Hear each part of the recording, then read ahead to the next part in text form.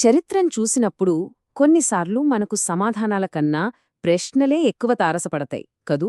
అసలొక historical event, దాని ఇంపాక్ట్ను మనం నిజంగా ఎలా అంచనా వేస్తాం?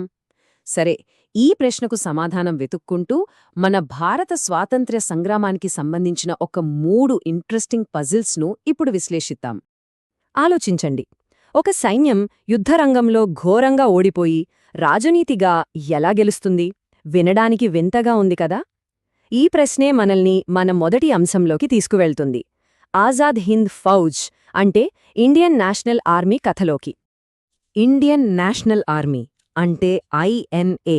ఈ కథ మొత్తం ఒక పెద్ద పారాడాక్స్ లాంటిది. అంటే మిలిటరీ పరంగా వాళ్ళు ఫెయిల్ అయ్యారు, కానీ భారత స్వాతంత్ర్య పోరాటంలో దాని ప్రభావం మాత్రం మనం ఊహించనంత శక్తివంతమైంది. ఇక్కడ 2 విషయాలున్నాయి. ఒకటేమో 1944లో జరిగిన ఇంఫాల్ కోహిమా యుద్ధం. అందులో INA జపనీయులతో కలిసి చాలా ఘోరంగా ఓడిపోయింది. అంటే మిలిటరీ పరంగా ఇది కంప్లీట్ ఫెయిల్యూర్ అన్నమాట. కానీ అసలు కథ ఇక్కడే మొదలైంది.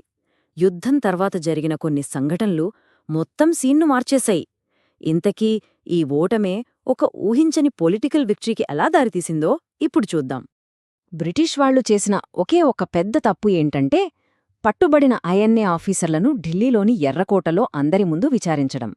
వాళ్లు దీన్ని ఒక హెచ్చరికగా అనుకున్నారు, కానీ అది ఒక పెద్ద రాజకీయ తప్పిదంగా మారిపోయింది. ఈ విచారణల వల్ల దేశమంతా ఒక్కటయింది. చివరికి ఒకరికొకరు పడని నెహ్రూ, జిన్నా లాంటి నాయకులు కూడా INAకు సపోర్ట్గా నిలబడాల్సి వచ్చింది. అంటే చూడండి, బ్రిటిష్ వాళ్లు వేసిన ప్లాన్ వాళ్లకే రివర్స్ అయింది. ఈ విచారణల తరువాత INA ఆఫీసర్లు ప్రజల దృష్టిలో ఓడిపోయిన సైనికుల్లా కాకుండా దేశం కోసం ప్రాణాలకు తెగించిన హీరోల్లా కనిపించారు. దీంతో పబ్లిక్ ఒపీనియన్ మొత్తం ఒక్కసారిగా మారిపోయింది. సో INA యొక్క అసలైన విజయం యుద్ధంలో రాలేదు. దాని అసలు ఇంపాక్ట్ ఏంటంటే, అది బ్రిటిష్ పాలన పునాదులనే కదిలించింది. ఫస్ట్, ప్రజలందరినీ ఏకం చేసింది. సెకండ్, ఇది చాలా ఇంపార్టెంట్, భారత సైనికులు ఇకపై బ్రిటిష్ వాళ్లకు లాయల్గా ఉండరని తేల్చి చెప్పేసింది. దానికి బెస్ట్ ఎగ్జాంపుల్ 1946లో జరిగిన రాయల్ ఇండియన్ నేవీ తిరుగుబాటు. చివరిగా INA హిందూ ముస్లిం ఐక్యతకు ఒక సింబల్గా నిలిచింది. అందుకే ఇది మిలిటరీ ఓటమిని మించిన ఒక గొప్ప రాజకీయ విజయం. ఓకే, INA కథ మనకు ఏం చూపిస్తోంది? ఒక మిలిటరీ ఓటమి కూడా పొలిటికల్ విక్టరీగా మారొచ్చని, చరిత్రని ఎలా అంచనా వేయాలో ఇది ఒక కోణం. ఇప్పుడు మన రెండో చిక్కుముడికొద్దాం. ఇది ఈ అంచనాను ఇంకాస్త కాంప్లెక్స్ చేస్తోంది. ఒకే నాయకుడు గాంధీజీ, ఆయన నడిపిన 2 పెద్ద ఉద్యమాలు, శాసనోల్లంఘన ఉద్యమం, క్విట్ ఇండియా ఉద్యమం. మరి వాటి ఫలితాలు ఎందుకు అంత వేరువేరుగా వచ్చాయి? మరి ఈ 2 ఉద్యమాలకు తేడా ఏంటి? చాలా స్పష్టంగా కనిపిస్తున్నాయి. 1930 నాటి శాసనోల్లంఘన ఉద్యమం ఉప్పు పన్నులాంటి ఒక నిర్దిష్ట లక్ష్యంతో, చాలా ప్లానింగ్తో అహింసా మార్గంలో జరిగింది. అందుకే చివరికి అది గాంధీ-ఇర్విన్ ఒప్పందం లాంటి ఒక పొలిటికల్ డిస్కషన్కు దారితీసింది. కానీ దీనికి పూర్తి ఆపోజిట్ 1942 క్విట్ ఇండియా ఉద్యమం. ఇది సెకండ్ వరల్డ్ వార్ మధ్యలో క్రిప్స్ మిషన్ ఫెయిల్ అయ్యాక మొదలైంది. నాయకులందర్నీ అరెస్ట్ చేయడంతో ఇది స్పాంటేనియస్గా, లీడర్లు లేకుండానే జరిగిపోయింది. ఆ నిరాశ, కోపమే దాన్ని హింసాత్మకంగా మార్చేసింది. అందుకే బ్రిటిష్ వాళ్లు దాన్ని చాలా క్రూరంగా అణిచివేశారు. సో రెండింటి మధ్య ఉన్న అసలైన తేడా ఇదే అనమాట. శాసనోల్లంఘన ఉద్యమం అనేది గాంధీజీ చాలా జాగ్రత్తగా ప్లాన్ చేసిన ఒక స్ట్రాటజిక్ మూవ్. కానీ క్విట్ ఇండియా ఉద్యమం ఆ పరిస్థితుల్లో, అంటే వరల్డ్ వార్ టైంలో జపాన్ నుండి ముప్పు పొంచి ఉన్నప్పుడు ఇక వేరే దారి లేక నిరాశతో తీసుకున్న ఒక తెగింపు నిర్ణయం. ఆ డూ ఆర్ డై పిలుపులోనే దాని తీవ్రత మనకు అర్థమవుతుంది. రాజకీయ ఉద్యమాల ఇంపాక్ట్, వాటి ఫలితాలు, అవి క్రియేట్ చేసిన వాతావరణం మీద ఆధారపడి ఉంటుంది. సరే, మరి సామాజిక మార్పుల సంగతేంటి?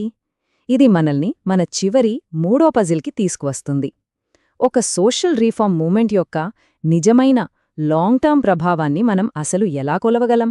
ఇది కొంచెం కష్టమైన ప్రశ్నే. వెంటనే కనిపించే మార్పు ముఖ్యమా, లేక కొన్ని తరాల పాటు దాని ప్రభావం ఉండే మార్పు ముఖ్యమా? దీనికి సమాధానం కోసం మనం 19వ శతాబ్దంలోకి వెళ్ళాలి. 19వ శతాబ్దంలో చాలా ముఖ్యమైన సోషల్ రిఫార్మ్ మూమెంట్స్ వచ్చాయి. బ్రహ్మ సమాజం, ఆర్య సమాజం, రామకృష్ణ మిషన్, సత్యశోధక్ సమాజ్, ఇలా చాలా ఉన్నాయి. అయితే వీటన్నింటిలో దేని ప్రభావం ఎక్కువ కాలం నిలిచి ఉంది? ఏ ఉద్యమం ఎక్కువ ఇంపాక్ట్ చూపింది? ఇది ఒక పెద్ద డిబేట్కు దారితీస్తుంది. ఆర్య సమాజం ప్రభావమే ఎక్కువ కాలం నిలిచిందని చెప్పడానికి ఒక బలమైన వాదన ఉంది. ఎందుకంటే అది సమాజంలో చాలా లోతైన వ్యవస్థాగత మార్పులు తీసుకొచ్చింది.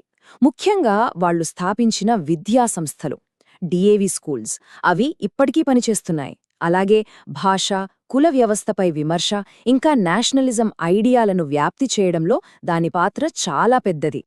అయితే ఇక్కడే ఇంకో పాయింట్ వస్తుంది. అదే బ్రహ్మ సమాజం. ఒకసారి ఆలోచించండి. రాజా రామ్మోహన్ రాయ్ కృషి వల్ల సతీ సహగమనాన్ని బ్యాన్ చేశారు. అంటే తక్షణమే వేల మంది ప్రాణాలు నిలిచాయి. ఇది మనం లెక్కపెట్టగడిగే ఇమ్మీడియట్ ఇంపాక్ట్. సో ఇక్కడే మనకు అసలైన డిబేట్ మొదలవుతుంది. వెంటనే ప్రాణాలను కాపాడే మార్పు గొప్పదా, లేక సమాజం మొత్తాన్ని నెమ్మదిగా మార్చే లాంగ్ టర్మ్ మార్పు గొప్పదా? సరే, ఈ 3 చిక్కుముడుల విశ్లేషణ చివరికి వచ్చేస్తున్నాం. మరి వీటన్నిటి నుండి మనం నేర్చుకోవాల్సిన విషయమేంటి? ఈ 3 పజిల్స్ మనకు చెప్పేది ఒకటే: చరిత్రను ఒకే యాంగిల్లో చూడలేం.